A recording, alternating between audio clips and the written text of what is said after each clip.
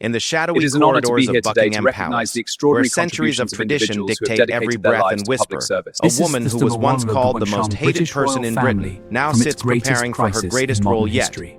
The same woman who sparked a Into the constitutional woman crisis, who would help endured save decades of the public British scorn, royal family. and watched her love story nearly destroy the monarchy, is about to reshape the very institution that once rejected her. This is not just another royal tale of crowns and ceremonies. This is the extraordinary true story of how Camilla Parker Bowles transformed from a vilified mistress into the woman who would help save the British royal family from its greatest crisis in modern history. A story that begins with forbidden love letters hidden in polo boots, continues through the darkest chapter in royal history, and culminates in a decision that will echo through generations. What you're about to read reveals the untold truth behind the palace walls, where duty battles desire, where tradition meets transformation, and where one woman's journey from outcast to queen consort rewrote the rules of the oldest monarchy in the world. The stakes have never been higher, the decisions never more crucial, and the future of the crown itself hangs in the balance. Some called it impossible, others called it scandalous. But what if it was actually inevitable? The rain hammered against the windows of Clarence House as Camilla Parker Bowles stared at the letter in her hands. It was 1971, and she was 24 years old, standing at the crossroads of her life. The letter was from Charles, the Prince of Wales, written in his distinctive handwriting that would later become the subject of countless royal biographers. But at that moment, it was simply the words of a young man in love, words that would eventually reshape the British monarchy forever. Their first meeting had been anything but royal. At a polo match in Windsor, Camilla had approached the shy prince with a confidence that surprised everyone present. She was beautiful in an unconventional way, with wild blonde hair and a laugh that could be heard across the field.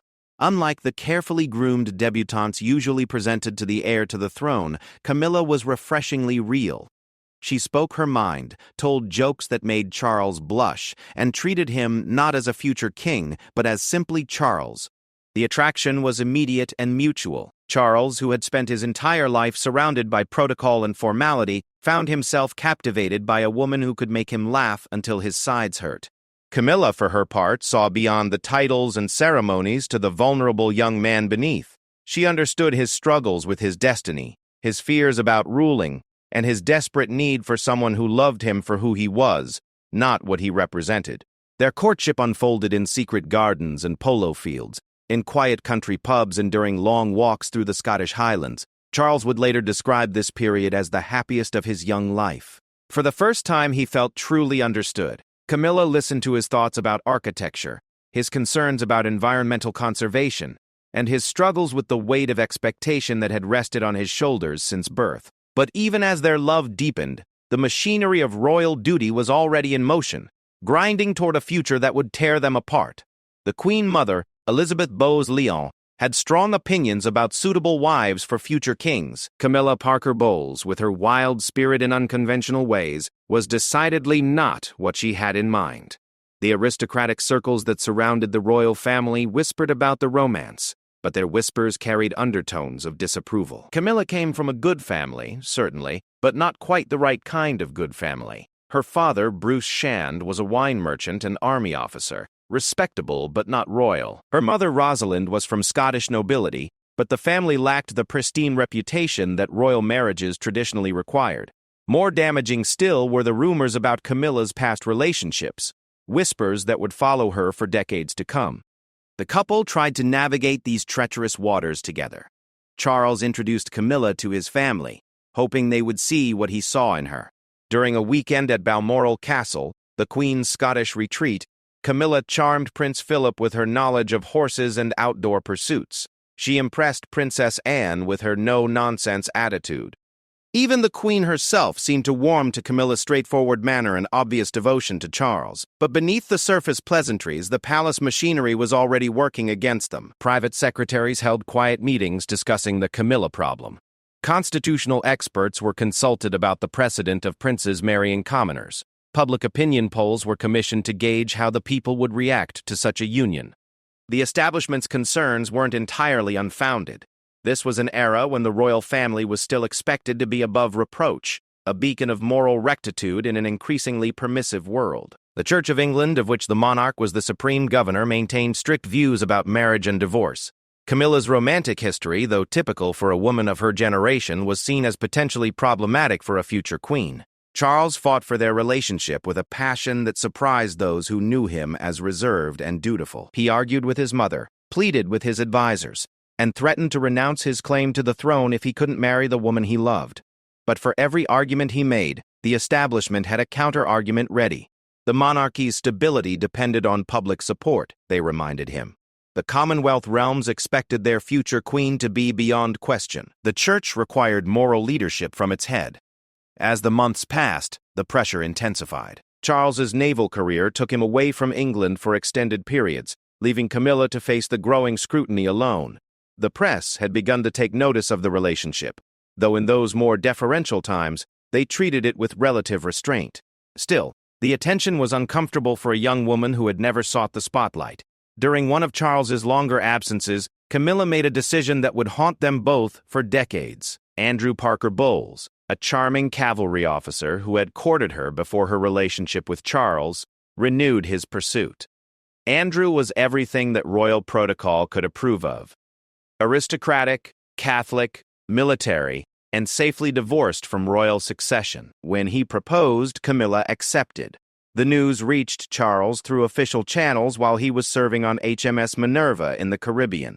Friends later described him as devastated, though he maintained his composure in public. The prince who had always done his duty, who had never rebelled against the system that shaped his life, suddenly understood the true cost of being heir to the throne. Camilla's wedding to Andrew Parker Bowles in July 1973 was attended by members of the royal family, a gesture that was both diplomatic and heartbreaking. The Queen Mother sent a generous gift. Princess Anne attended the ceremony, and Queen Elizabeth herself sent her congratulations. But everyone present understood the subtext. This was the marriage that prevented a constitutional crisis, the sacrifice that preserved the monarchy's stability. Charles attended the wedding, his duty requiring him to smile and offer congratulations to the woman he loved as she married another man. Photographs from that day show him looking pale and strained, though he played his part perfectly. Those who knew him well could see the pain behind his polite smile, the effort it took to maintain royal composure while his heart was breaking. But love, as poets and princes have discovered throughout history, has a way of surviving even the most determined attempts to kill it. Charles and Camilla's paths would continue to cross at social events, polo matches, and charity functions. They maintained a careful friendship, always proper, always appropriate, but those who watched them closely could see the lingering connection between them. As Charles threw himself into his royal duties with renewed dedication, establishing his charity work and taking on more official engagements, he carried with him the memory of what might have been. Camilla, meanwhile, settled into married life with Andrew, eventually having 2 children and establishing herself as a respected figure in country society. Yet the foundation had been laid for everything that would follow. The love affair that the establishment thought they had successfully ended in 1973 had merely been driven underground, where it would smolder for years before eventually bursting into flames that would consume reputations, challenge institutions, and ultimately transform the monarchy itself. The young woman who had once made a prince laugh until his sides hurt was now Mrs. Andrew Parker Bowles, mother and military wife. But she was also the woman who held Charles's heart, a fact that would prove impossible to change, despite marriages, children, scandals, and the weight of centuries of royal tradition.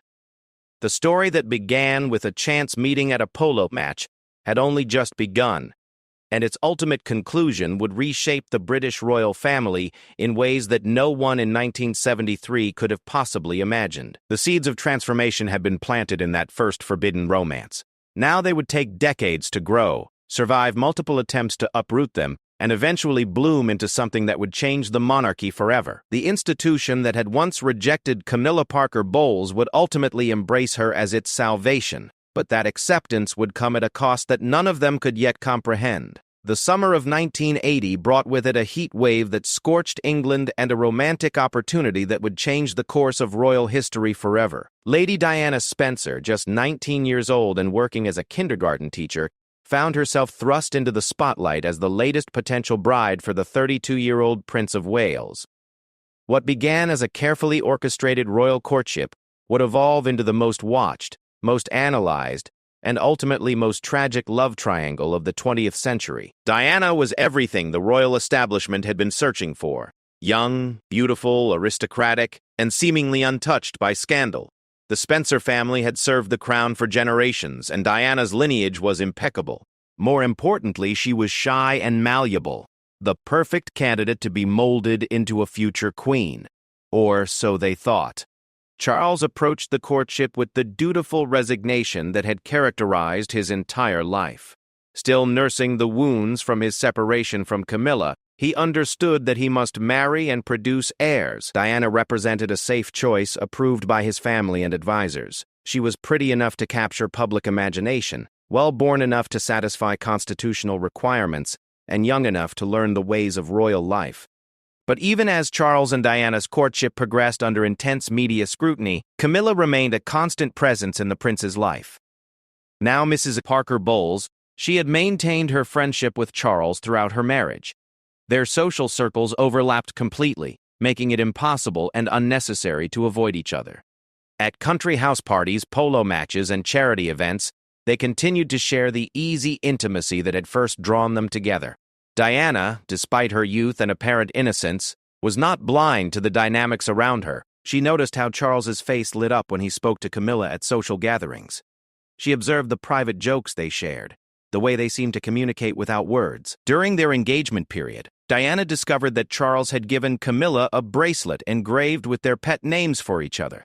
The discovery devastated her, but she was already trapped by the momentum of royal expectation. The engagement announcement in February 1981 triggered a media frenzy unlike anything the royal family had experienced before. Diana's fresh-faced beauty and fairy tale story captured imaginations worldwide. Here was a real-life Cinderella, a kindergarten teacher who would become a princess. The press portrayed their romance as a perfect love story, the shy maiden who had captured the heart of the future king. Behind the scenes, however, the reality was far more complex. Charles continued his friendship with Camilla, seeing nothing wrong in maintaining a relationship with someone who understood him so completely. Diana, increasingly isolated within the royal system, began to struggle with the pressures of her new life. She was expected to transform from a sheltered teenager into a global icon almost overnight, while dealing with the growing realization that her fiancé's heart belonged to another woman. The wedding, on July 29, 1981, was watched by an estimated 750 million people worldwide. Diana looked radiant in her fairy tale dress, Charles handsome in his naval uniform. The ceremony at St. Paul's Cathedral was everything a royal wedding should be: magnificent, solemn, and deeply moving. But those closest to the couple noticed troubling signs. Diana stumbled over Charles's names during her vows, calling him Philip Charles instead of Charles Philip. Charles, for his part, seemed distracted and uncomfortable throughout the lengthy ceremony. The honeymoon aboard the royal yacht Britannia should have been a time of romantic bliss, but instead, it revealed the fundamental incompatibility between the newlyweds. Charles brought books about philosophy and architecture, planning to spend quiet hours reading and reflecting. Diana had expected romance and attention from her new husband. She was hurt by his withdrawal into intellectual pursuits, and devastated when she discovered photographs of Camilla among his belongings.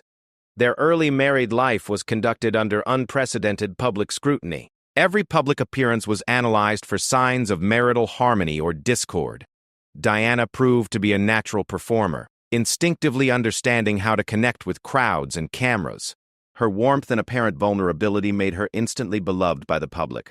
Charles, by contrast, seemed stiff and formal beside his radiant wife. The birth of Prince William in June 1982 brought temporary happiness to the troubled marriage. Diana proved to be a devoted mother, determined to give her sons the normal childhood she felt she had been denied. She broke royal protocol by taking William on overseas tours, insisting that she wouldn't be separated from her baby for extended periods. The public loved her for these maternal instincts, seeing them as evidence of her down-to-earth nature. But even as Diana excelled in her public role, her private life was becoming increasingly difficult. She struggled with bulimia, a secret she kept hidden from everyone except her closest confidants. The eating disorder was both a symptom and a cause of her emotional turmoil. exacerbated by the pressures of royal life and her failing marriage. Charles, unable to understand or cope with his wife's illness, withdrew further into his established routines and friendships. Camilla remained a constant source of tension in the marriage. She and Charles continued to speak regularly on the telephone, a habit that infuriated Diana. During one particularly heated argument, Diana confronted Charles directly about his relationship with Camilla. "There were 3 of us in this marriage," she would later say, "so it was a bit crowded." The comment, made years later during a famous television interview, captured the essence of their troubled relationship. The press, meanwhile, continued to portray the Waleses' marriage as a fairy tale come to life. Diana's fashion choices were analyzed and copied worldwide. Her charity work, particularly with AIDS patients and landmine victims, earned her genuine respect and admiration. She seemed to embody everything a modern princess should be: beautiful, compassionate, and connected to ordinary people in a way that the royal family had never managed before. Charles, however, found himself increasingly overshadowed by his wife's popularity. His serious interests in architecture, organic farming, and environmental conservation seemed dull compared to Diana's glamorous charitable work. The press portrayed him as a stuffy intellectual who didn't appreciate his beautiful wife. Public opinion polls consistently showed Diana far more popular than Charles, a situation that caused tension within both their marriage and the royal family. The birth of Prince Harry in September 1984 brought another brief period of harmony, but it couldn't heal the fundamental problems in their relationship. Charles and Diana had grown up in different worlds with different values and expectations. She wanted emotional intimacy and shared experiences. He preferred intellectual companionship and personal space. She thrived on public attention and spontaneous displays of affection. He was uncomfortable with both. As the 1980s progressed, both Charles and Diana began seeking comfort outside their marriage. Diana formed close friendships with various men, relationships that the press would later scrutinize for signs of romantic involvement. Charles, meanwhile, gradually renewed his intimate relationship with Camilla. What had begun as an emotional connection slowly developed into a full affair, conducted with discretion but known to their immediate circle. The breakdown of the marriage became increasingly apparent to those around them. At public events, they could barely conceal their mutual discomfort. Diana would arrive separately from Charles, pose for photographs with obvious reluctance, and leave as quickly as protocol allowed. Charles appeared equally uncomfortable, going through the motions of royal duty while clearly wishing to be elsewhere. Staff at their various residences were forced to navigate the growing hostility between the couple. Separate bedrooms became separate floors, then separate wings of their homes. Communications between them often went through intermediaries rather than direct conversation. The fairy tale that had begun with such promise had devolved into a Cold War conducted in full view of the watching world. The media began to pick up on the tensions, though in the early years they were reluctant to openly criticize the royal marriage. Stories appeared about Diana's solo charity work, Charles's separate interests, and their increasingly obvious discomfort with each other. Royal correspondents walked a careful line, reporting what they observed while maintaining the fiction that all was well with the Prince and Princess of Wales. Behind the scenes, both Charles and Diana were confiding in friends about their marital problems. Diana spoke tearfully about her husband's coldness and his continued relationship with Camilla. Charles complained about Diana's emotional demands and her inability to understand his need for intellectual companionship. Their friends found themselves caught in the middle of a situation that seemed to have no solution. The royal family watched with growing alarm as their most popular members destroyed each other in slow motion. The Queen, who had hoped that marriage would settle Charles and provide the monarchy with a stable future, instead found herself presiding over a scandal that threatened to undermine everything the institution represented. The woman who had once seemed like the perfect royal bride was becoming a liability, while the heir to the throne appeared increasingly unsuitable for his future role. As the decade drew to a close, it was clear to everyone involved that the marriage of Charles and Diana was failing. What had begun as a carefully arranged union designed to strengthen the monarchy was instead tearing it apart from within. The love triangle that included Camilla Parker Bowles had created a situation that would ultimately force the royal family to confront fundamental questions about duty, love, and the role of the monarchy in modern Britain. The stage was set for a scandal that would consume the 90s and change the royal family forever. The shy kindergarten teacher who had married her prince would become the most famous woman in the world, while the future king would find himself vilified by the very people he would one day rule. And through it all, Camilla Parker Bowles would remain the woman who understood Charles best, waiting in the shadows for a resolution that seemed impossible to achieve.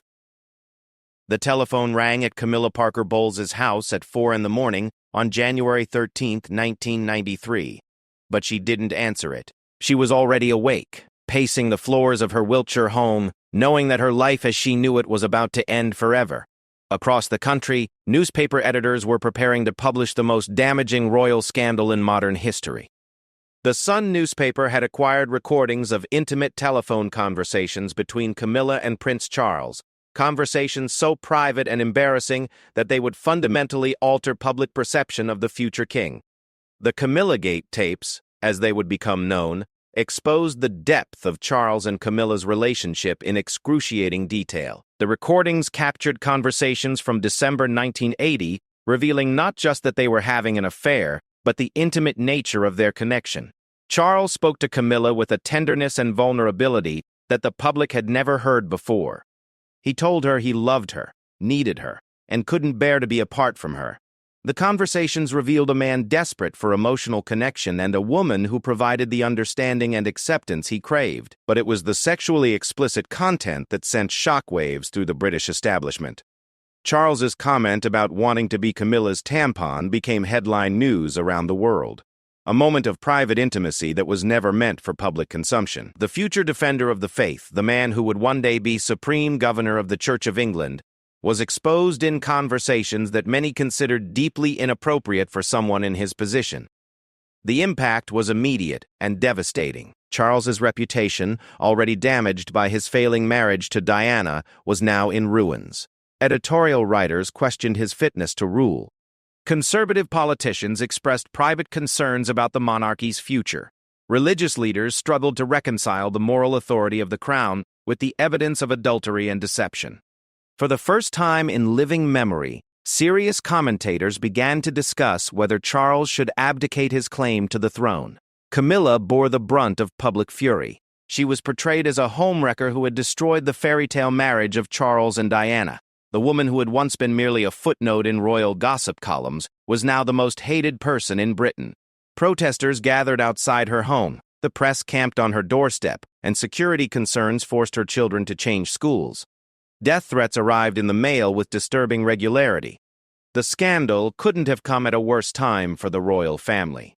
1992 had already been declared the Queen's annus horribilis, following a series of disasters, including the divorce of Princess Anne, the separation of Prince Andrew and Sarah Ferguson, and a devastating fire at Windsor Castle. The monarchy's approval ratings were at historic lows, with polls showing that more than half the British public believed the institution was outdated and irrelevant.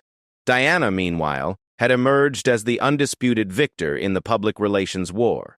Her supporters portrayed her as an innocent victim betrayed by a heartless husband and his calculating mistress. The People's Princess, as she had become known, used her popularity to maximum advantage, giving carefully planned interviews that painted her as a loving mother, abandoned by a cold and distant husband who preferred the company of an older, less attractive woman.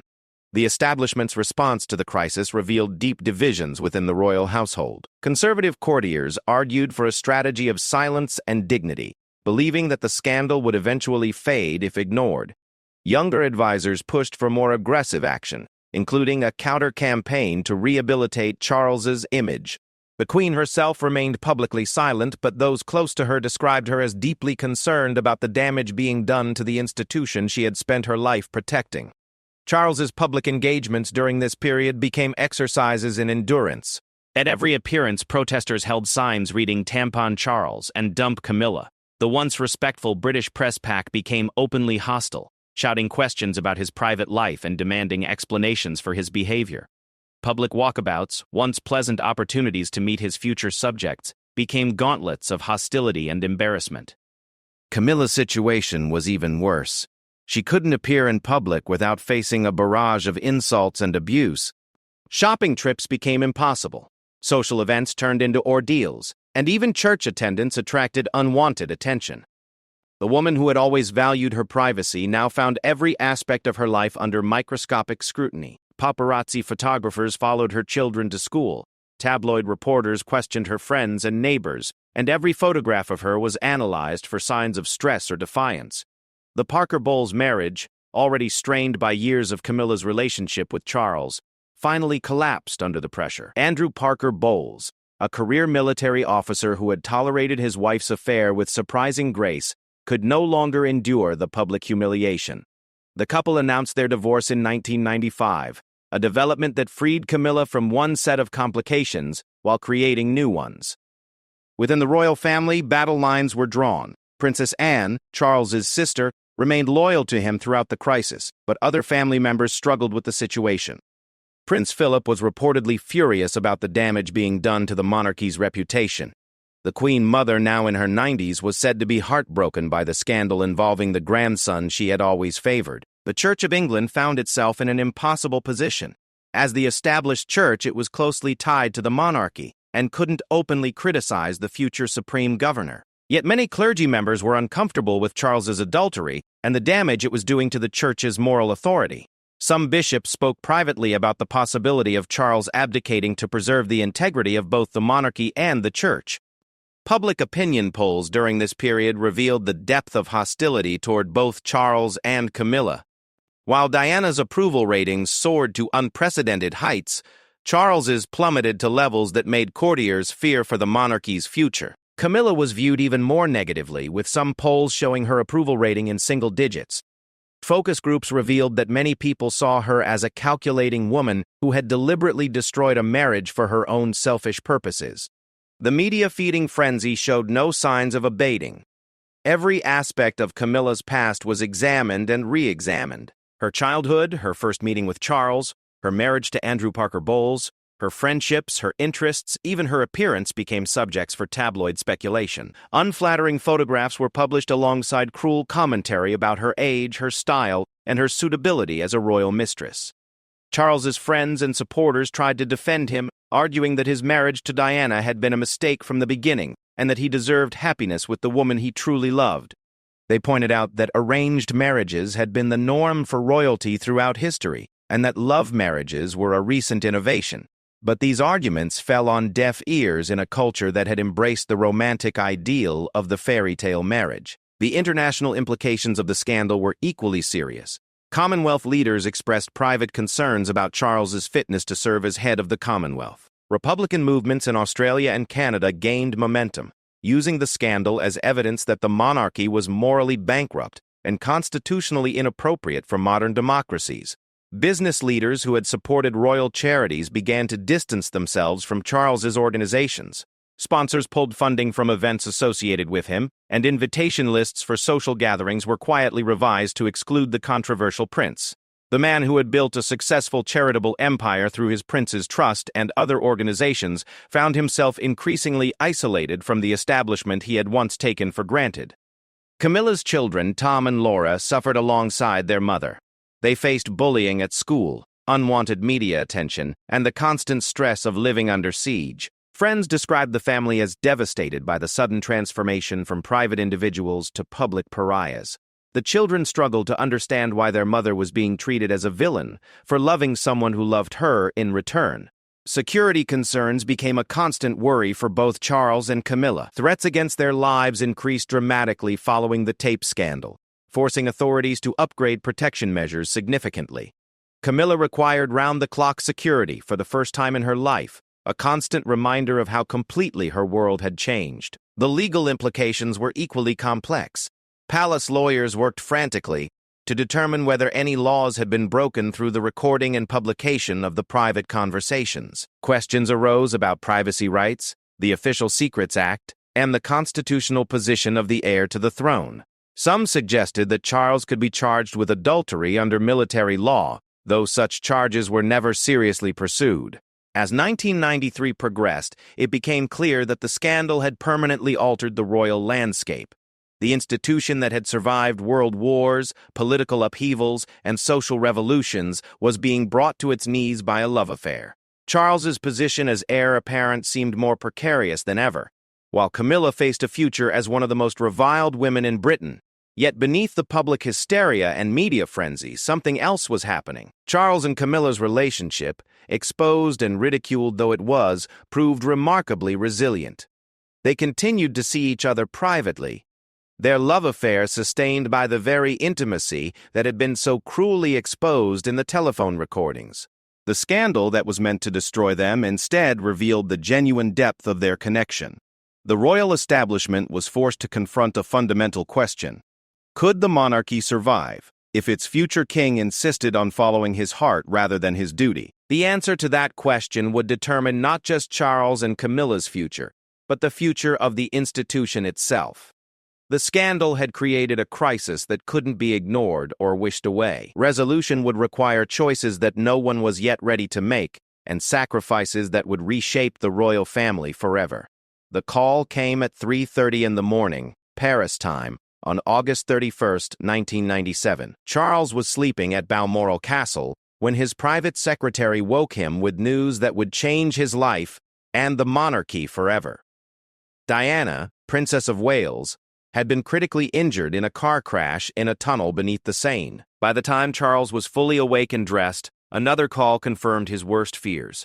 Diana was dead. The immediate aftermath was chaos. Charles's first concern was for his sons, William and Harry, who were also at Balmoral and still sleeping. How do you tell two boys, 15 and 12 years old, that their mother has been killed in a car accident while fleeing from paparazzi photographers? Charles, despite his complicated relationship with Diana, understood the devastating impact her death would have on their children and resolved to protect them from the media storm he knew was coming. But as the hours passed, it became clear that this tragedy would have implications far beyond personal grief. Diana had been the most famous woman in the world, beloved by millions who saw her as a beacon of compassion and humanity. Her death, in what appeared to be a direct result of media pursuit, triggered an unprecedented outpouring of public emotion and, more ominously for the royal family, a massive wave of anger directed at the establishment. The public reaction was unlike anything Britain had ever experienced. Flowers began piling up outside Kensington Palace within hours of the news breaking. By the end of the week, the mountains of bouquets, cards, and teddy bears stretched for hundreds of yards. People queued for hours just to add their tributes to the growing memorial. Television coverage was continuous, with anchors struggling to find new ways to describe the magnitude of public grief. But alongside the mourning came blame, and much of it focused on the royal family. Critics accused them of treating Diana badly during her marriage and of failing to protect her from media harassment that ultimately led to her death. The fact that the Queen and Prince Philip were at Balmoral, maintaining their traditional summer retreat while their former daughter-in-law lay dead in Paris, was seen as evidence of royal coldness and indifference. Charles found himself in an impossible position. As Diana's former husband and the father of her children, he was expected to lead the nation's mourning. But he was also the man who had conducted a public affair that contributed to the breakdown of their marriage. His every move was scrutinized for signs of appropriate grief or inappropriate relief. When he traveled to Paris to bring Diana's body home, photographers captured his stricken expression, but commentators still questioned whether his sorrow was genuine. The Queen's initial response to Diana's death followed royal protocol but proved to be a public relations disaster. She remained at Balmoral with her grandsons, believing that her duty was to comfort them privately, rather than to perform grief publicly. But the British people expected their monarch to share their mourning, to acknowledge the loss of someone they had taken to their hearts. The Queen's silence was interpreted as indifference or even hostility toward Diana's memory. For 5 days, the royal family said nothing publicly about Diana's death, while the nation convulsed with grief and anger. Republican sentiment, always present but usually muted in British politics, suddenly found voice. Opinion polls showed dramatic drops in support for the monarchy. Some commentators predicted that Diana's death might trigger a constitutional crisis that could end the 1,000-year-old institution. The pressure became unbearable when protesters began gathering outside Buckingham Palace, demanding that the flag be flown at half-mast for Diana. The flag protocol was arcane and technical, but the symbolism was obvious to everyone watching. The royal family appeared to be refusing to honor the woman the people had loved, while officially acknowledging the loss of someone they had rejected. Young people particularly expressed outrage at what they saw as the monarchy's heartless response to a national tragedy. Tony Blair, the newly elected Prime Minister, found himself caught between his constitutional duty to advise the Queen and his political instinct to respond to public opinion. He understood that the monarchy was facing its greatest crisis since the abdication of Edward VIII in 1936. Behind the scenes, he pressed the royal household to recognize the seriousness of the situation and to take action before it was too late. Charles, devastated by Diana's death and overwhelmed by his responsibilities to his sons, struggled to navigate the crisis. He was genuinely grief-stricken, not just for the mother of his children, but for the young woman he had once loved and whose life had become so tragically intertwined with his own. Yet he was also acutely aware that Diana's death had placed him and Camilla in an even more precarious position. Camilla, who had been slowly emerging from the isolation that followed the Camillagate scandal, was forced back into hiding. Any public appearance by her in the immediate aftermath of Diana's death would have been seen as insensitive at best, provocative at worst. She remained at her house in Wiltshire, watching the crisis unfold on television and understanding that Diana's death had reset the clock on any hope she might have had for public acceptance. The royal family's eventual response came on September 5th, the day before Diana's funeral, when the Queen made a rare live television broadcast to the nation. Speaking from the Chinese drawing room at Buckingham Palace, she acknowledged Diana as an exceptional and gifted human being and admitted that we have all been trying in our different ways to cope with the tragedy. The broadcast was carefully crafted to show appropriate emotion while maintaining royal dignity, but it came almost too late. Diana's funeral on September 6th became one of the most watched television events in history. The service at Westminster Abbey drew an estimated global audience of 2.5 billion people. The images were unforgettable. The horse-drawn gun carriage bearing Diana's coffin, the card reading "Mummy" from her sons, Earl Spencer's pointed eulogy that seemed to criticize the royal family, and the extraordinary scenes of public mourning throughout London. For Charles, the funeral was an ordeal that required him to balance his private grief with his public duty. He walked behind his former wife's coffin alongside his sons, his former father-in-law, and Prince Philip, maintaining his composure despite the emotional weight of the occasion. The world watched as he comforted William and Harry, and many observers noted the genuine pain in his expression. But Diana's death and its aftermath had permanently altered the landscape for both Charles and Camilla. The outpouring of love for Diana had reminded the world of everything she had represented: youth, beauty, compassion, and a more modern approach to royal duty. By contrast, Charles appeared old-fashioned and out of touch, while Camilla was seen as the woman who had made Diana's life miserable. In the months following the funeral, the royal family embarked on a process of modernization designed to address the criticisms that had emerged during the crisis. The Queen began paying income tax, opened Buckingham Palace to tourists, and adopted a more accessible style in her public engagements. Charles threw himself into his charitable work with renewed dedication, seeking to demonstrate his commitment to the people he would one day serve. For Camilla, however, the path forward remained unclear.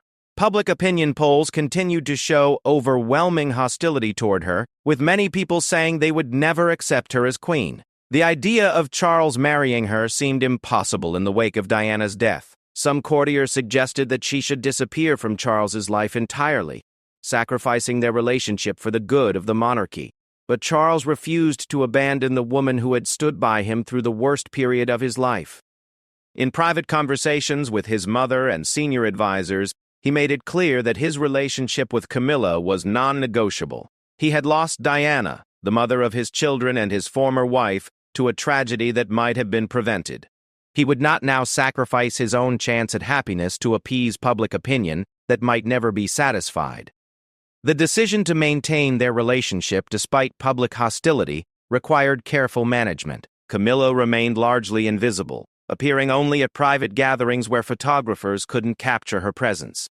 When she did attend public events, it was usually at Charles's charitable functions, where her presence could be justified by her support for his work rather than their personal relationship. Slowly, very slowly, a rehabilitation strategy began to emerge.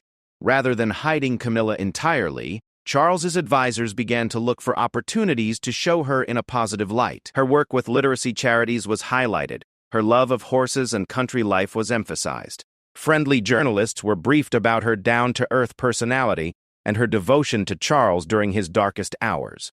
The strategy required enormous patience from both Charles and Camilla. Every step forward had to be carefully calculated to avoid triggering another backlash. Every public appearance was analyzed for its potential impact on public opinion. The couple who had once enjoyed private happiness now found themselves prisoners of public perception, their every move subject to scrutiny and judgment. Diana's death had created a new dynamic within the royal family as well. The Queen, chastened by the near disaster of the public response to the tragedy, became more receptive to advice about modernization and public relations. She began to understand that the monarchy's survival might depend on adapting to changing public expectations, rather than simply maintaining traditional protocols. Prince Philip, initially resistant to any accommodation with Camilla, gradually came to understand that his son's happiness might be essential to the monarchy's future. If Charles was to serve effectively as king, he needed to be personally content and emotionally stable. That stability, it became clear, depended on his relationship with Camilla. The boys, William and Harry, also had to be considered in any long-term planning. They were Diana's sons, and their feelings about their father's relationship with the woman who had been their mother's rival could not be ignored. Charles spent considerable time and effort ensuring that they understood his love for their mother was separate from his need for companionship with Camilla. As the first anniversary of Diana's death approached, the royal family faced a crucial test. How they commemorated her memory would be seen as a measure of how much they had learned from the crisis her death had created. The challenge was to honor Diana appropriately, while also beginning the long process of moving forward into a new era. The anniversary events were carefully planned to show respect for Diana's memory, while also demonstrating the royal family's commitment to the causes she had championed. Charles played a prominent role in these commemorations, using them as an opportunity to show both his genuine grief for his former wife and his determination to continue the charitable work that had been so important to her. For Camilla, Diana's death had created both an enormous obstacle and, paradoxically, a potential opportunity. The obstacle was obvious. She would forever be compared to a woman who had died young and beautiful, whose memory would be idealized by history. But the opportunity lay in the possibility that time might eventually heal the wounds, that the public might eventually come to understand that Charles deserved happiness, and that she might be the woman to provide it. The transformation of Camilla Parker Bowles from public enemy to potential queen consort would require a miracle of public relations and years of patient work. But Diana's death, tragic as it was, had also created space for new possibilities. The question was whether Charles and Camilla would have the courage and persistence to pursue them, and whether the British people would eventually find room in their hearts for forgiveness and acceptance. A black car pulled up to the Ritz Hotel in London on January 28, 1990, and Camilla Parker Bowles stepped out into the flashbulbs and shouted questions of 50 photographers. It was her first official public appearance with Prince Charles since the Camillagate scandal 6 years earlier, and the moment marked the beginning of the most remarkable rehabilitation in royal history. The woman who had been called the most hated person in Britain was about to embark on a journey that would end with her wearing the crown that had once seemed impossible to imagine on her head. The decision to go public had not been made lightly. For 2 years after Diana's death, Charles and Camilla had maintained their relationship in absolute secrecy. They met at private houses, communicated through intermediaries, and avoided any situation that might result in photographs or public speculation. But as the initial wave of grief for Diana began to subside, Charles's advisors recognized that permanent hiding was not a sustainable strategy. The plan was audacious in its simplicity. Rather than continuing to skulk in shadows, Charles and Camilla would present themselves as a mature couple in a committed relationship. They would not apologize for their love or seek permission for their happiness. Instead, they would demonstrate through their actions and their service that they deserved public acceptance. It was a strategy that required enormous courage from both of them, particularly from Camilla, who would bear the brunt of any negative reaction. The Ritz Hotel event was a charity function, carefully chosen because it highlighted Charles's philanthropic work rather than their personal relationship. Camilla looked elegant in a simple black dress and pearls, her hair perfectly styled and her expression confident despite the media circus surrounding them. She smiled at Charles, spoke briefly to other guests, and conducted herself with the dignity of someone who belonged at such events. the public reaction was mixed but not catastrophic. While some newspapers condemned the appearance as insensitive to Diana's memory, others praised Charles for finally being honest about his private life. Opinion polls showed that while a majority still disapproved of the relationship, the numbers were not as overwhelming as they had been immediately after Diana's death. Most importantly, there were no demonstrations or protests, suggesting that public anger might be evolving into grudging acceptance. The strategy that emerged over the following months was sophisticated and patient. Camilla would be gradually introduced to royal life, taking on small charitable commitments and appearing at selected events. Her work would focus on causes that were less glamorous than Diana's high-profile campaigns, but equally important: literacy, domestic violence, and supporting the elderly. These choices were deliberate, designed to show Camilla as someone who was committed to service rather than seeking glory. The transformation of Camilla's public image required her to develop skills she had never needed before. She worked with speech coaches to improve her public speaking, studied briefing papers about the charities she was supporting, and learned to navigate the complex protocols of royal engagements. The woman who had once valued her privacy above all else now had to perform her life for public consumption. One of the most significant challenges was winning over Charles's sons. William and Harry had grown up loving their mother and resenting the woman they blamed for her unhappiness. But as they matured, they began to understand that their father's contentment was important not just to him, but to the monarchy they would one day serve. Gradually, carefully, relationships were rebuilt. Camilla was never intended to replace their mother, but she could become someone who made their father happy. The media played a crucial role in Camilla's rehabilitation. Friendly journalists were given access to write positive profiles. Television documentaries showed her at work with her charities, emphasizing her down-to-earth personality and genuine commitment to helping others. Photographers were encouraged to capture her in flattering situations, showing her laughing with children at literacy events or comforting elderly residents at care homes. The royal family's acceptance of Camilla evolved slowly but decisively.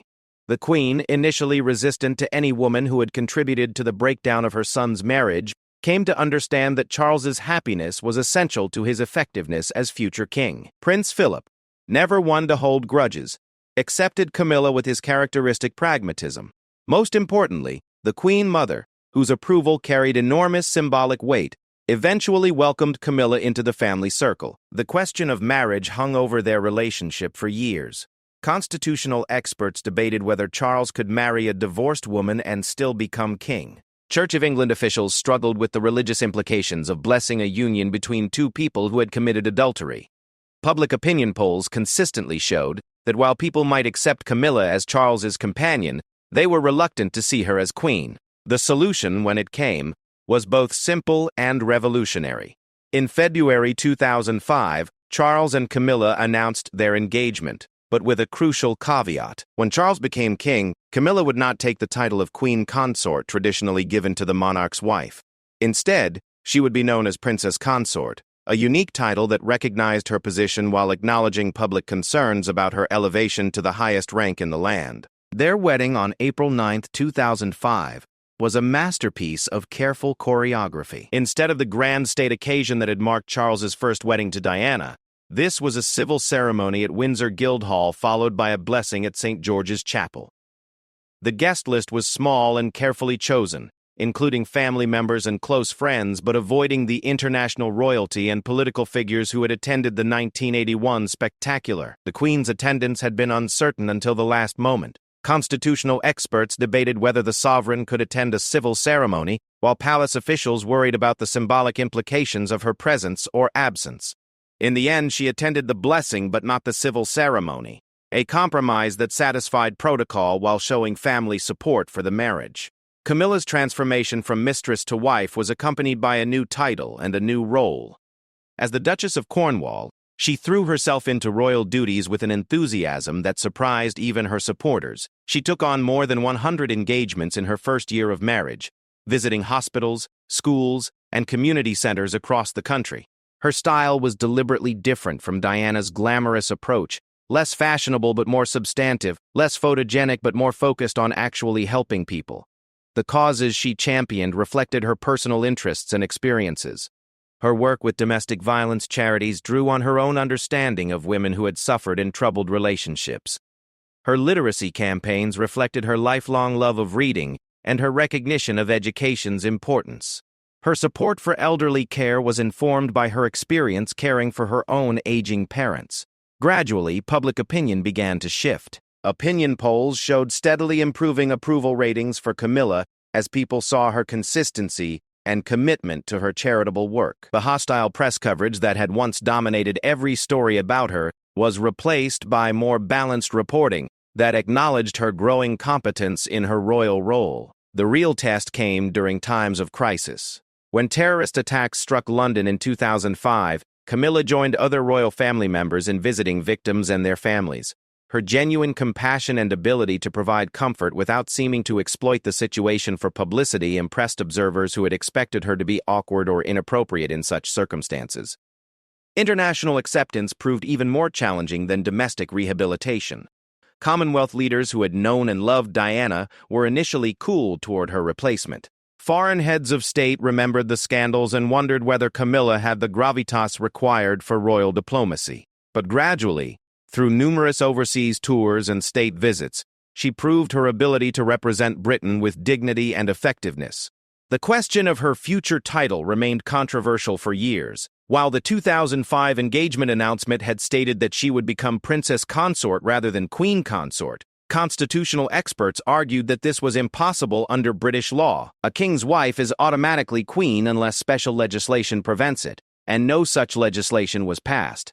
The issue remained unresolved, as Charles waited for his mother's death and his own accession to the throne. The COVID-19 pandemic provided an unexpected opportunity for Camilla to demonstrate her value to the monarchy. While the Queen was forced into isolation at Windsor Castle, Charles and Camilla continued their public duties, visiting hospitals and vaccine centers. Camilla's work with domestic violence charities became even more important as lockdowns trapped vulnerable women with their abusers. Her steady presence during a national crisis reminded people that the monarchy's value lay not in glamour but in service. Elizabeth II's death on September 8, 2022, finally resolved the question of Camilla's title. In February 2022, during her Platinum Jubilee celebrations, the Queen had issued a statement expressing her sincere wish that Camilla would be known as Queen Consort when Charles became king. The woman who had once been the monarchy's greatest threat had become so essential to its success that the sovereign herself endorsed her elevation to the highest rank. Charles's accession as King Charles III was accompanied by Camilla's automatic transformation into Queen Consort, later simplified to Queen Camilla. The coronation on May 6, 2023, saw her crowned alongside her husband in Westminster Abbey, the same church where Charles had married Diana 42 years earlier. The ceremony was watched by millions worldwide, many of whom marveled at the extraordinary journey that had brought the once reviled mistress to the throne. The woman who now sits beside King Charles III represents one of the most remarkable transformations in modern royal history. Through patience, dedication, and an unwavering commitment to service, Camilla has earned the acceptance that once seemed impossible. Her story demonstrates that even the most damaged reputations can be rebuilt through genuine effort and authentic change. Today, as Queen Camilla carries out her royal duties with competence and grace, few remember the angry crowds that once protested her relationship with Charles. The scandal that nearly destroyed the monarchy has become ancient history, replaced by a story of redemption and second chances. The love affair that began in 1970 has survived public humiliation, personal tragedy, and constitutional crisis, to create a partnership that has strengthened rather than weakened the institution they were once thought to threaten. The palace statement announcing Queen Camilla's expanded role in 2024 represents the final chapter in this extraordinary transformation. The woman who was once banned from royal events now stands at the center of the monarchy's future plans. Her journey from outcast to queen consort proves that even the most unlikely stories can have fairy tale endings, provided they are built on genuine love, persistent effort, and an unwavering commitment to service above self. The remarkable rehabilitation of Camilla Parker Bowles stands as perhaps the greatest public relations achievement in royal history. More importantly, it represents a fundamental change in how the monarchy approaches questions of duty versus happiness, tradition versus modernity, and public expectation versus personal fulfillment. The institution that once demanded the sacrifice of personal happiness for royal duty has learned that effectiveness requires authenticity and that a king who is personally fulfilled is better able to serve his people than one who is privately miserable. In the end, the love story that began with a chance meeting at a polo match in 1970 has become the foundation for a new kind of monarchy, one that acknowledges human frailty while demanding excellence in service, one that values genuine emotion over manufactured perfection, and one that proves that even the oldest institutions can change when change is necessary for survival. Queen Camilla's crown is not just a symbol of her personal triumph, but a testament to the monarchy's ability to evolve and endure.